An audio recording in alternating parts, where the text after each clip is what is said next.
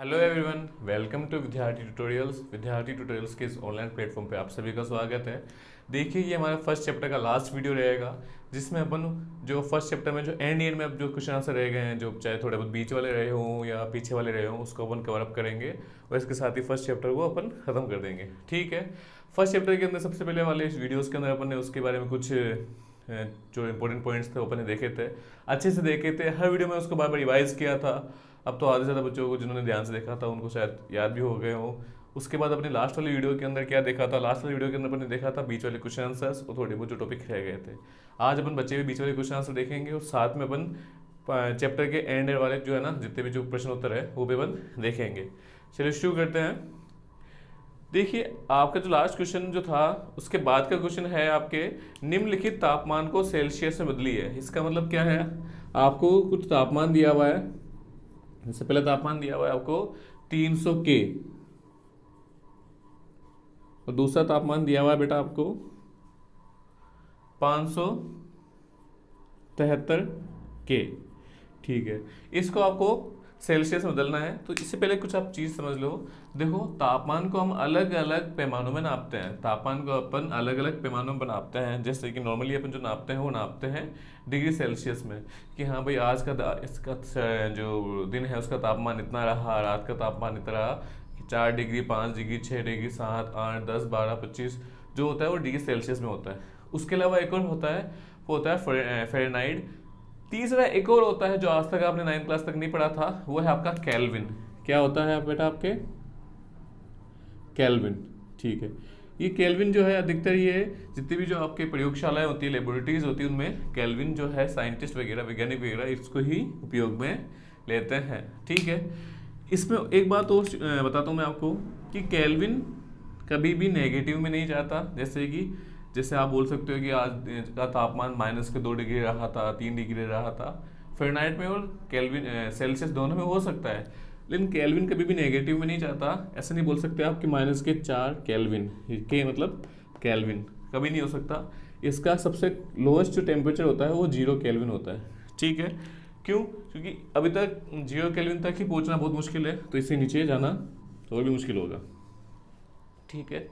इसके अलावा बात करूं कि इसका जो पैमाना होता है, पैमाने की जो स्केल या रेंज होती है, परास होती है, वो 100 होती है, 100 पाठ्यांक होती है। ये भी आपको याद नहीं करना, आपको बस इतना याद रखना है केल्विन व सेल्सियस में संबंध आपको याद रखना है। क्या होता है संबंध? देखिएगा, मैं बोल सकता हूँ आपको कि 0 डिग्री सेल्सियस जो है वो 273 पॉइंट समथिंग है, लेकिन आपको 273 याद करना है कि 273 केल्विन के बराबर होता है। 0 डिग्री 273 केल्विन के बराबर होता है, ये बात आपको याद रखनी है। ये लाइन। अब इससे होता क्या है कि मान लो यदि आपको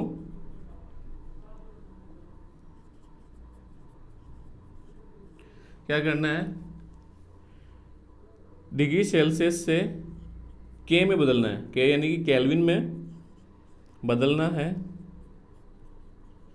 तो क्या करो, योग कर दो 273 का, और यदि केल्विन से डिग्री सेल्सियस में बदलना है तो माइनस कर दो 273 को। ठीक है। अब यहाँ पे 273 आपको याद रखना है। अब यहाँ पे देखो क्या है, आपको के दिया हुआ है, के से अपन को किस में चेंज करना है, प्रश्न में दिया हुआ है आपको साफ साफ कि केल्विन सेल्सियस में बदलिए। सेल्सियस में बदलने के लिए अपन क्या करेंगे, सिंपली सर हमने देख लिया कि जब भी केल्विन को सेल्सियस में बदलते हैं तो अपन माइनस करते हैं कितना, 273 को घटाते हैं। 273 को घटाएंगे तो सर 300 में से जब 273 घटेगा तो 10 में से 3 गया तो 7, 9 में से 27। ठीक है, 7 3 10, 1 7 8 9 10, ये हो गया आपका डिग्री सेल्सियस। ऐसे कैसे, इसको जब अगर डिग्री सेल्सियस में बदलेंगे तो केल्विन में है, तो केल्विन से डिग्री सेल्सियस में बदलने के लिए अपन क्या करते हैं, माइनस करते हैं, घटाते हैं 273 को। तो 273 को जब मैं इसमें से घटाऊंगा तो देखो 3 से 3 गया, 7 से 7, 5 से 2 गया तो 300 डिग्री सेल्सियस ही आपका पहले वाला है प्रेशर, उसका उत्तर आ गया आपके सामने। ठीक है। और जितना जल्दी हो सके मैं इसके जो क्वेश्चन आंसर्स हैं हमारी टीम को बोल के इसके कुछ क्वेश्चन आंसर हमारी साइट पे डाल दिए जाएंगे, जहाँ से आप उसको इजीली देख सकते हो। लेकिन तब तक अपन वेट नहीं करेंगे कि कब तो डलेंगे, कब ये होगा। अपन जब तक यहीं पे इनको सोल्व कर लेते हैं। अगला सवाल है आपके जस्ट क्या है इसमें, आपको बताना है कि जल की भौतिक अवस्था, जल की भौतिक अवस्था बतानी है। भौतिक अवस्था समझते हो? भौतिक अवस्था कितने प्रकार की होती है किसी पदार्थ की? 3 प्रकार की होती है। क्या हो सकती है? ठोस, या हो सकती है द्रव, या हो सकती है गैस। मुख्यतः ये है, बाकी 2 तो विशेष स्तर पे है, लेकिन मुख्यतः तो 3 ही है। तो आपको बताना है कि जल की भौतिक अवस्था क्या होगी जब तापमान 250 डिग्री सेल्सियस हो, और दूसरा जब तापमान 100 डिग्री सेल्सियस हो। तो अब आपको अच्छे से पता है कि सर 0 डिग्री फिर 100 डिग्री। 0 डिग्री पर बर्फ़ पिघलना शुरू होती है।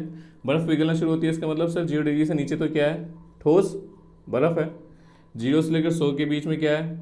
द्रव, पानी के रूप में। 100 से ऊपर जाने पर क्या हो जाता है? इधर की साइड गैस रूप में। ठीक है, 250 कहाँ आता है? 0 से छोटा है, 0 से 100 के बीच में आता है, या 100 से ज़्यादा आता है? तो आप बोलोगे सर 100 से ज़्यादा आता है। अतः यहाँ पे क्या आ जाएगा? जो जल की भौतिक अवस्था कौन सी अवस्था में? गैस अवस्था। ये तो सर ये तो बहुत सिंपल था। अगला वाला क्या है? अगला वाला है 100 डिग्री सेल्सियस। अब यहाँ पे देखिएगा आप, 100 डिग्री सेल्सियस, मैंने आपको बताया 100 से अगर कम हो तापमान तो द्रव, 100 से ज़्यादा हो तो गैस। 100 में क्या दिक्कत है? 100 में क्या होगा? तो मैंने आपको याद रखना ये चीज़, 100 के ऊपर द्रव भी रहता है और गैस भी रहता है। ऐसे कैसे 0 के ऊपर ठोस भी होता है और द्रव भी। मतलब 100 डिग्री के ऊपर जो जल है वो क्या? द्रव व गैस दोनों अवस्थाओं में प्राप्त होता है, द्रव में भी और गैस में भी। इस बात को याद रखिएगा, ठीक है। इसके बाद अगला सवाल है आपके। अगला सवाल क्या है बेटा? अगला सवाल है, किसी भी पदार्थ की अवस्था परिवर्तन के दौरान तापमान स्थिर क्यों रहता है? याद है आपको? अपने देखा था, जिसको अपने गुप्त ऊष्मा कहा था, कि जब अवस्था परिवर्तन होती है, जैसे मान लो वही बर्फ पिघल रही है, तो जब वो ठोस से द्रव में आती है तो उस समय के लिए जो तापमान है वो स्थिर हो जाता है। थर्मामीटर के अपने देखा था, एक एक्सपेरिमेंट देखा था अपन ने। जिसने नहीं देखा तो एक बार पुराने वाली वीडियोस जाके देख सकते हैं वो। तो अपन ने देखा उस समय जो तापमान है वो स्थिर हो जाता है। उसका कारण क्या है? क्यों? क्योंकि सर वह उस समय जो तापमान है वो अवस्था परिवर्तन में लग जाता है। अवस्था परिवर्तन में लगने का मतलब होता है क्या है? कि ठोस के अंदर के जो है ना अवयवीय कण, वो उस ऊष्मा को अवशोषित कर लेते हैं और खुद एक दूसरे से क्या चल जाते हैं? दूर दूर। हम जानते हैं सर ठोस के अंदर जो कण होते हैं वो बहुत पास पास होते हैं, तो द्रव के अंदर दूर दूर। तो क्या करते हैं कि जब ठोस से द्रव में बदलते हैं तो वो ऊष्मा को अवशोषित करते हैं। ऊष्मा को अवशोषित कौन करता है? ठोस तो क्या है? ठोस एक पदार्थ है। पदार्थ क्या है? पदार्थ अवयवी कणों से मिलकर बना होता है। अवयवी कणों में क्या होती है? कुछ विशेषताएं होती है कि वो लगातार गति करते रहते हैं। उनकी गति जो है वो ऊष्मा पर निर्भर करती है। ज़्यादा ऊष्मा दोगे, ज़्यादा गर्मी दोगे तो ज़्यादा गति करेंगे। तो जो आप ऊष्मा दे रहे हो, जो आप तापमान दे रहे हो, तो वो तापमान कौन यूज़ करता है? वो ये अवयवी कण उपयोग करते हैं उनको एक दूसरे से दूर जाने के लिए। और जैसे ये विकर्ण एक दूसरे से दूर गए, किस अवस्था में? इनकी अवस्था क्या हो गई? द्रव। इतना सब कुछ आपको इसकी रामायण नहीं लिखनी है, आपको बस इतना लिखना है कि सवाल था कि किसी पदार्थ की अवस्था परिवर्तन के दौरान तापमान स्थिर रहता है क्योंकि वह तापमान उसकी भौतिक अवस्था में परिवर्तन में काम में आ जाता है। बस इतना सा आपको याद रखना है, जिसे क्या कहा जाता है? जिसे गुप्त ऊष्मा भी कहा जाता है, वायुमंडल गैस को। अगला सवाल है आपके चौथा सवाल। इसके सही से जो आंसर्स हैं वो नोट्स के साइट के ऊपर डाल दिए जाएंगे 2-3 दिनों के अंदर, ठीक है। और अगर नहीं डले हो तो प्लीज़ कमेंट करके बताइएगा 2-3 दिनों के बाद। वायुमंडलीय गैस को द्रव में परिवर्तित करने के लिए कोई विधि, मतलब आपकी जो गैस है उस गैस को आप कैसे, वायुमंडल की जो गैस है उसको कैसे आप, जैसे मैंने मान लिया गैस भर दी, उसको कैसे आप क्या कर सकते हो? द्रव में गैस परिवर्तित कर सकते हो। तो सबको पता है कि सर गैस को यदि हम एक पिस्टन में डाल दें, इसको बोलते हैं पिस्टन, ये जो है ना आगे इसको बोलते हैं पिस्टन, और उसके ऊपर अत्यधिक क्या लगाएं? दाब लगाएं। साथ ही क्या कर दें? साथ ही तापमान में कमी कर दें। दाब लगाओगे तो गैस में परिवर्तित हो जाएगा, लेकिन अगर तापमान में कमी करोगे ना तो ये प्रक्रिया जल्दी हो जाएगी। ठीक है। तो इसमें सिंपल सा है, यदि किसी गैस को एक पिस्टन में भर के उसके ऊपर दाब लगाएं और साथ ही तापमान में कमी कर दें तो वह गैस या वह वायुमंडलीय गैस द्रव में परिवर्तित हो जाती है। ये आपका ये वाला क्वेश्चन हो गया खत्म। अगला क्या है, अगला है आपके अगले वाले एक पेज छोड़ के, 2 पेज छोड़ के है कि गर्म शुष्क दिनों में कूलर अधिक ठंडी हवा क्यों देता है। गर्म और जो शुष्क दिन होते हैं उसमें जो कूलर होता है ठंडी हवा देता है, उसका कारण क्या है। देखो गर्म व शुष्क दिनों में कूलर ठंडी हवा देता है, उसका मुख्य कारण वाष्पीकरण है। गर्मियों में जब कूलर की दीवारों पर, जिसको हम ताड़ी बोलते हैं, पर पानी गिरता है तो वाष्पीकरण के कारण वह वाष्पीकृत हो जाता है, जिस कारण जो ताड़ियाँ हैं वो ठंडी हो जाती है और अंदर का वातावरण, कूलर के अंदर का जो वातावरण है वो भी ठंडा हो जाता है और वह ठंडा वातावरण पंखे के द्वारा बाहर की साइड फेंका जाता है, मतलब रूम में फेंका जाता है, इसी वजह से ठंडी रहती है। अब आप बोलो सर सर्दियों में क्या होता है। सर्दियों में ऐसा होता है कि सर्दियों में ताड़ियाँ गर्म है नहीं, हवा भी गर्म नहीं है, तो पानी आता है तो पानी का वाष्पीकरण नहीं होता। मैं आपको बोलूँ, एक तो गर्मी में आप धूप में पानी रखो, एक सर्दी में धूप में पानी रखो, ज़्यादा जल्दी वाष्पीकृत कौन होगा, तो आप बोलोगे सर गर्मियों में। क्यों, गर्मी है इसलिए। तो यहाँ पर भी क्या होता है, गर्मियों के अंदर वाष्पीकरण की प्रक्रिया ज़्यादा होती है, जिसकी वजह से जो है दीवारों के ऊपर से जो जल है, मतलब कूलर की दीवारों पर से जो जल है वो वाष्पीकृत होकर उड़ जाता है और तथा पीछे ठंडक छोड़ जाता है, जिसकी वजह से कूलर के अंदर का तापमान ठंडा हो जाता है और यही कारण है कि शुष्क दिनों में कूलर ठंडी हवा देता है।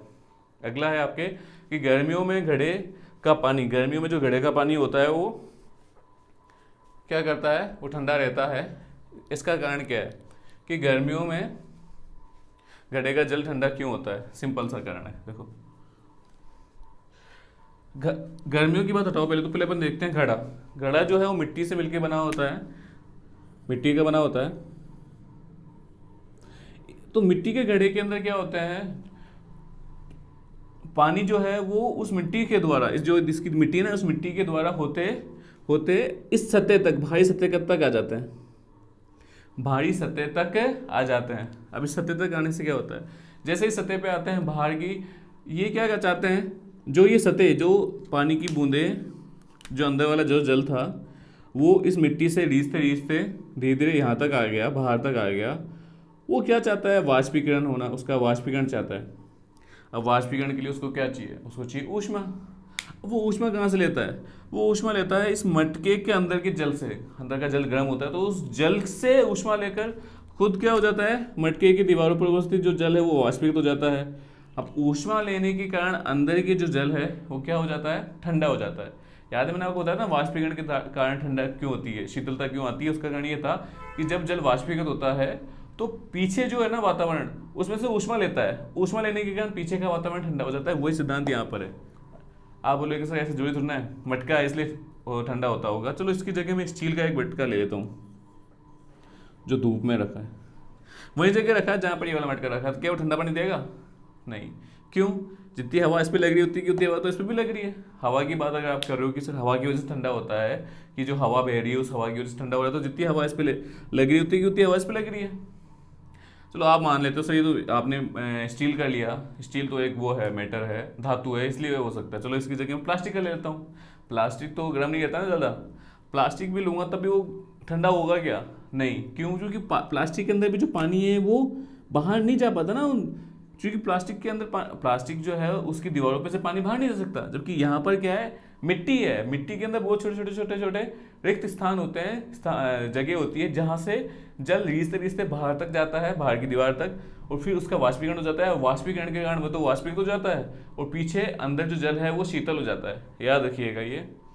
अगला सवाल है, एसीटोन या पेट्रोल या इत्र, अगर आप पेट्रोल, इत्र या एसीटोन को अपने हाथ में डालते हो तो आपका हाथ ठंडा आपको अनुभव होता है। उसका कारण सेम है, क्योंकि सर जब एसीटोन, पेट्रोल या इत्र को हाथ के ऊपर डाला जाता है तो वह हथेली की में उपस्थित ऊष्मा को ग्रहण करके खुद वाष्पीकृत हो जाते हैं और ऊष्मा के इस ग्रहण के कारण हथेली के अंदर शीतलता आ जाती है, ठंडक हो जाती है। अगला है, कप की अपेक्षा प्लेट से हम गर्म दूध या चाय जल्दी पी लेते हैं। एक कप है और एक प्लेट है, इसमें ज़्यादा जल्दी आप किस में पानी पिए, जो दूध है या चाय, किस में आसानी से पी पाओगे, तो आप बोलोगे सर प्लेट के अंदर। क्यों? क्योंकि सर प्लेट के अंदर जो पृष्ठीय क्षेत्रफल है वो बढ़ जाता है। देखो यहाँ पे इतना सा है और यहाँ पर इतना है ना। अगर इसको और बड़ा कर दूंगा प्लेट को तो और जल्दी ठंडी हो जाएगी। तो प्लेट बड़ी करने से क्या है सर, प्लेट बड़ी करने से उसका जो क्षेत्रफल है ना, पृष्ठीय क्षेत्रफल मतलब वायुमंडल से जो संपर्क में क्षेत्रफल है वो बढ़ रहा है। यहाँ पर इतना सा है, यहाँ पर इतना सा, यहाँ पर इतना सा है। तो सिंपल सा इसका कारण भी यही है कि कप की अपेक्षा प्लेट में हम गर्म दूध या चाय जल्दी पी पाते हैं। क्यों? क्योंकि प्लेट का पृष्ठीय क्षेत्रफल ज़्यादा होता है, जिस वजह से उसमें रखा जो द्रव है वो ज़्यादा जल्दी या अधिक जल्दी ठंडा हो जाता है। इस वजह से गर्मियों में हमें किस तरह के कपड़े पहनने चाहिए, तो गर्मियों में हमें सूती वस्त्र पहनने चाहिए। बस इतना ही बोला है आपको। क्यों पहनने चाहिए नहीं बोला, तो अपन को बताना भी नहीं है क्यों पहनने चाहिए। ठीक है, ये आपके बीच वाले क्वेश्चन आंसर हो गए खत्म। अपन अब बात करते हैं पीछे वाले क्वेश्चन आंसर्स की। पीछे वाले क्वेश्चन आंसर यानी प्रश्न उत्तर की बात करते हैं। तो पीछे वाले प्रश्न उत्तर के अंदर सबसे पहला जो प्रश्न है जो पूछा गया है आपसे, वो पूछा गया है क्या कि निम्न तापमान को सेल्सियस इकाई में बदलिए। जो तापमान दिया हुआ है उसको आपको सेल्सियस में बदलना है। 300 केल्विन और 300 केल्विन बी 573 केल्विन। तो मैंने आपको बताया था कि जब भी केल्विन से डिग्री सेल्सियस में बदलना हो तो अपन क्या करते हैं बेटा, माइनस करते हैं 273 को। तो यहाँ पे भी क्या करेंगे, 300 माइनस 273, 10 में से 3 गया तो 7, 9 में से 2 गया तो 27। ठीक है, 7 8 9 10 7 8 9 10। ठीक है, और 3 में से ये तो हो गया 0, 27 डिग्री। यहाँ क्या करेंगे अपन, 573 माइनस 273, उत्तर क्या आया 300 डिग्री सेल्सियस। ठीक है, इसका अगला सवाल है। अगला सवाल क्या है आपके, अगला सवाल इसका उल्टा है। अगला सवाल है आपके कि जो डिग्री सेल्सियस है उसका आपको केल्विन में बदलना है। डिग्री सेल्सियस है उसका आपको केल्विन में बदलना है। तो 25 डिग्री सेल्सियस दूसरा है आपके 373 डिग्री सेल्सियस। 25 डिग्री सेल्सियस है तो 25 प्लस 273, 5 6 7 8, 7 8 9 2 2 9 8 केल्विन। यहाँ पर भी जब इसको बदलेंगे तो 3 7 3 प्लस 2 7 3। आपको नहीं देखना है कि सर कितनी बड़ी संख्या आ रही है, आपको बस प्लस करना है। 3 और 3 6, 7 7 14 हासिल की 1, 3 4 5 6 केल्विन। ये आपका दूसरा क्वेश्चन। ठीक है, अगला क्वेश्चन है तीसरा सवाल, निम्नलिखित अवलोकन हेतु कारण लिखिए। नेफ्थलीन को रखा रहने देने पर वह कुछ समय बाद ठोस पदार्थ छोड़े बिना अदृश्य हो जाती है। इसका मतलब जब आप नेफ्थलीन को कहीं रखते हो, नेफ्थलीन पदार्थ है जिसको आप कहीं रखते हो, तो वो जल्दी से क्या हो जाता है, उसको थोड़ी सी गर्मी मिलते ही वो ठोस से सीधा गैस में परिवर्तित हो जाता है। ऐसा मतलब ठोस से इसमें नहीं लिखा हुआ गैस में परिवर्तित हो जाता है, इसमें लिखा हुआ है कि अदृश्य हो जाता है। इसका कारण बताना है आपको। तो आप इसका कारण ये लिखोगे जो मैंने बताया कि जब नेफ्थलीन को कुछ समय के लिए छोड़ दिया जाता है तो वह ठोस अवस्था से सीधा गैस अवस्था में परिवर्तित हो जाता है, जिस कारण से वह अदृश्य हो जाता है। वह इस प्रक्रिया को उत्पादन प्रक्रिया कहा जाता है। हमें इत्र की गंध बहुत दूर बैठे ही पहुंच जाती है। सिंपल सा इसका कारण क्या है सर, इत्र के अंदर उपस्थित जो अभिविकर्ण है उनके अंदर गति जो ज़्यादा होती है, और जिस कारण वह हमें ज़्यादा दूरी पर भी उनकी गंध हमें आ जाती है। निम्नलिखित पदार्थों को उनके कणों के मध्य के आकर्षण के अनुसार व्यवस्थित कीजिए। आपको अच्छे से पता है कि सर कणों के मध्य आकर्षण के आधार पर अगर व्यवस्थित करूं तो सबसे ज़्यादा आकर्षण जो होता है वो ठोस में होता है। ठोस में तो कण इतने ज़्यादा आकर्षित होते हैं ठोस के अंदर कि वो तो क्या होते हैं, एक दूसरे के चिपके हुए रहते हैं, बहुत पास पास रहते हैं। द्रव के अंदर कुछ दूरी पर और गैस के अंदर अत्यंत दूरी। ठीक है, अब आपको बताना है इन सब में सबसे ज़्यादा आकर्षण को ठोस के अंदर, सबसे कम गैस के अंदर है। तो इसमें आपको बताना है बढ़ते हुए आकर्षण। बढ़ता हुआ आकर्षण मतलब सबसे पहले सबसे कम आकर्षण। सबसे कम आकर्षण गैस जो कि आपके है ऑक्सीजन, जो दिया हुआ है क्वेश्चन के अंदर। ऑक्सीजन के बाद जल द्रव में आ गया, उसके बाद चीनी ठोस में आ गई। तो ये इसका आंसर है। ठीक है। अब आपको बताना है निम्नलिखित तापमान पर जल की भौतिक अवस्था। निम्नलिखित तापमान पर जल की भौतिक अवस्था मैंने आपको बताया था 0 100, 0 से कम ठोस, 0 से 100 द्रव, 100 से ज़्यादा गैस। पहली है आपके 25 डिग्री, 25 डिग्री सेल्सियस पर क्या होगा बेटा, वो द्रव अवस्था में। दूसरा है आपके 0 डिग्री, 0 डिग्री पर क्या होगा बेटा, वो 0 डिग्री सर ठोस और द्रव दोनों, ठोस भी होगा और द्रव भी होगा। थर्ड है 100 डिग्री, बेटा 100 डिग्री द्रव भी होगा और गैस दोनों होगा। ठीक है। पुष्टि हेतु कारण दीजिए जल कमरे के ताप पर द्रव्य है। जल जो होता है यानी पानी जो होता है वो कमरे के तापमान के अंदर वो द्रव अवस्था में रहता है। क्यों? क्योंकि सर आप इसका कारण बोल सकते हो कि कमरे का तापमान लगभग 20 से 30 सामान्यतः कमरे का तापमान सामान्यतः 20 से 30 डिग्री के आसपास होता है, जबकि और इस तापमान पर जो जल है वो द्रव अवस्था में रहता है। इसको ठोस अवस्था में बदलने के लिए 0 डिग्री से कम तापमान की आवश्यकता होती है और गैस अवस्था में बदलने के लिए 100 डिग्री से अधिक तापमान की आवश्यकता होती है, जो कि मुख्यतः कमरे का तापमान नहीं होता है। आपका कमरे का तापमान 100 डिग्री से ज़्यादा नहीं होगा, वरना आप ही वहाँ नहीं रह पाओगे, या 0 डिग्री से कम होगा तो भी आप वहाँ पे नहीं रह पाओगे। तो इसका मुख्य कारण ये है। लोहे की एक अलमारी कमरे के ताप पर ठोस अवस्था में क्यों रहती है? इसका मुख्य कारण है कि सर जैसे यही है, ये यहाँ पे ठोस अवस्था में क्यों है? क्यों बेटा? क्योंकि इसका गलनांक अत्यधिक होता है। इसका क्या है, गलनांक क्या है, बहुत ज़्यादा है। थोड़ा है कि ये थोड़ा है कि मैंने इसको एक नीचे माचिस की तीली लगाई, ये जल गया या पिघल गया, ऐसा नहीं होता। क्योंकि इसको बहुत ज़्यादा ऊष्मा चाहिए और बहुत ज़्यादा तापमान चाहिए इसको पिघलने के लिए। सेम चीज़ आपके ये जो है ना लोहे की अलमारी, तो आप बोल सकते हो सर लोहे की अलमारी का गलनांक बिंदु अत्यधिक उच्च होने के कारण ये कमरे के ताप पर ठोस अवस्था में रहती है। अब आपके अगला लिखा हुआ है 273 केल्विन। 273 केल्विन का मतलब पता है आपको? 0 डिग्री सेल्सियस, कि 0 डिग्री पर बर्फ़ ज़्यादा ठंडी होती है जल की तुलना में। ऐसा क्यों? तो आप इसका बोल सकते हो कि सर 0 डिग्री तापमान पर बर्फ़ व जल दोनों में जो ऊष्मा जल के अंदर ज़्यादा होती है, ऊष्मा जो है जल के अंदर ज़्यादा होती है, जिस कारण 0 डिग्री तापमान पर जो बर्फ़ है वो ज़्यादा अधिक ठंडी होती है। इसको समझो एक बार, ये गुप्त ऊष्मा वाले टॉपिक से है। 0 डिग्री के ऊपर दोनों हैं, आपके बर्फ़ भी है और पानी भी है। 0 डिग्री में बर्फ़ भी है और पानी भी है। तो आपको पता है सर बर्फ़ से पानी बनता कैसे है? जब बर्फ़ धीरे धीरे ऊष्मा लेती है, मतलब बर्फ़ ने जब ऊष्मा ली, बर्फ़ ठंडी थी लेकिन बर्फ़ ने जब ऊष्मा ग्रहण की तब वो पानी में बदली। तो मुझे बताओ इन दोनों में ज़्यादा ऊष्मा किसके पास है? पानी के पास है ना। ये कारण है, ये इसका कारण आपको यहाँ पे भी लिखना है कि सर 0 डिग्री तापमान पर या 273 केल्विन के ऊपर बर्फ़ व पानी में से पानी के अंदर अधिक ऊष्मा होती है, जिस कारण बर्फ़ अधिक शीतल रहती है।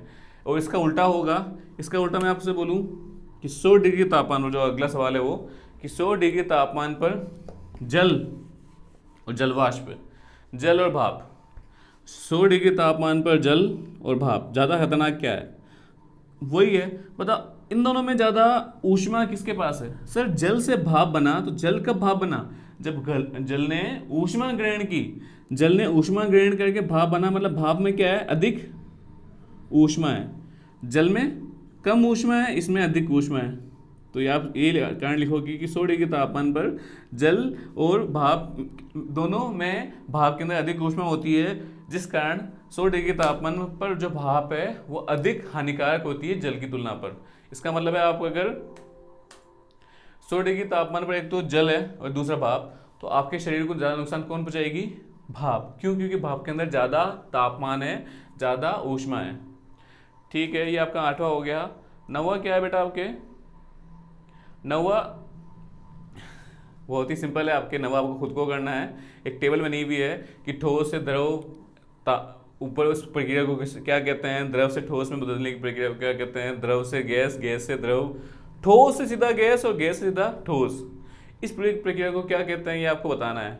इसके साथ ही आपका फर्स्ट चैप्टर जो पहला जो चैप्टर है पूरा का पूरा खत्म हो गया, चाहे इसके नोट्स है हो, चाहे वो इसके बीच के क्वेश्चन आंसर हो, चाहे वो इसके एंड के क्वेश्चन आंसर हो, सारे मैंने आपको बता दिया।